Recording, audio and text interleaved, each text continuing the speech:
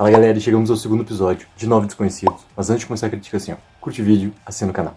Tá começando agora aqui com o Nada Take? Seja muito bem-vindo. Aqui tem muitas críticas, notícias da cultura pop, além de muito, mas muito conteúdo original. Curte o vídeo, assina o canal pra não perder nada.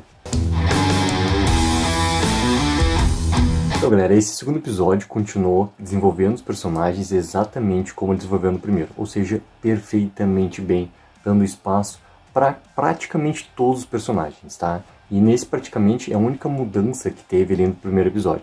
Alguns personagens tiveram uma participação um pouquinho menor, mas é claro, a gente já começa a ver aquele balanceamento em relação de dar um pouco mais de importância, dependendo do episódio, para um ou outro personagem. O que eu achei curioso em relação a Masha já é que estão tendo problemas entre ela e o passado dela. Tá? E essa volta ali dessa tal ameaça é algo interessante porque é importante a gente não ter aquela figura perfeita, né, de quem está comandando o Tranquilium e tudo mais ali. A gente ter realmente algo que seja de ruptura, seja do passado ou seja de alguém que está ali presente junto, tá?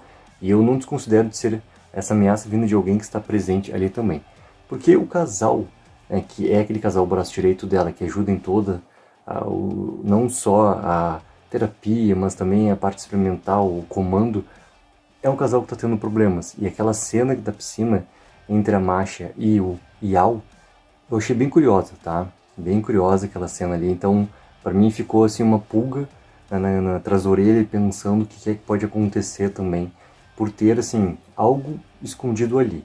Isso remete totalmente àquele final de episódio, com a chegada desse tal novo protocolo, que é justamente o quê? Esse grupo é um grupo, pelo que a gente entende, um grupo muito mais volátil, mas não só isso, né? Literalmente, como eu falei no episódio, uma bomba relógio capaz de ser algo muito mais complicado de se lidar, de se tratar, do que grupos anteriores que já foram colocados ali. Então, por mais que essas pessoas, né, são escolhidas a dedo, como a gente já entendeu que elas são no primeiro episódio, esse grupo formado ali está um grupo extremamente complexo para conseguir ter a maneira como a Masha decide realizar, né, os experimentos e os tratamentos todos.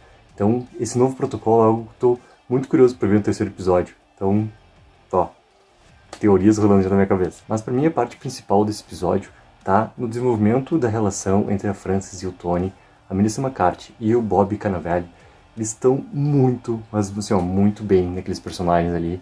E são os personagens, acho que tem muito mais elementos até agora do que deu pra gente entender, né, dessa apresentação que a gente teve ali de todos os personagens, mas muito mais elementos tanto para a parte mais calma quanto para a parte mais densa do drama do que está acontecendo.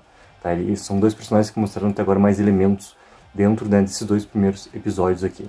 E a relação dos dois já tinha começado extremamente turbulenta no primeiro episódio. Ela continuou turbulenta a partir do momento que eles se encontram, né, lá em Tranquilium.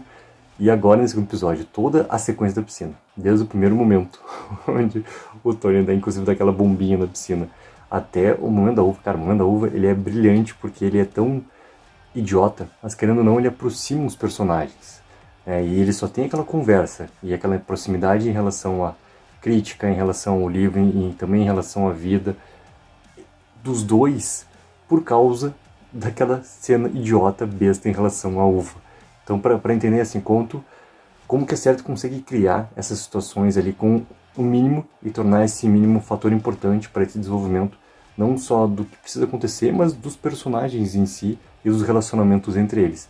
Eu vejo muito essa sequência toda, a consequência tanto para o Tony, de voltar a imaginar, né, onde eles abriram nas covas, que cada um abriu para imaginar como poderia ser a sua morte, que também faz parte total dessa transição, desse tratamento, né, que a gente já entendeu que a Masha quer colocar para eles, que eles precisam primeiro morrer para depois renascer. Então, o idealizar a sua morte dentro da sua própria cova, por mais bizarro que seja, o Tony voltar para lá, depois de tudo que aconteceu entre ele e a Frances, diz muito também. A Frances tentar fugir novamente por não querer encontrar a verdade dentro de si, diz muito também. E acho que esses dois momentos acontecem por causa de uma uva. A uva trouxe esse momento ali entre os dois que é muito importante. Então assim, foi um baita segundo episódio também.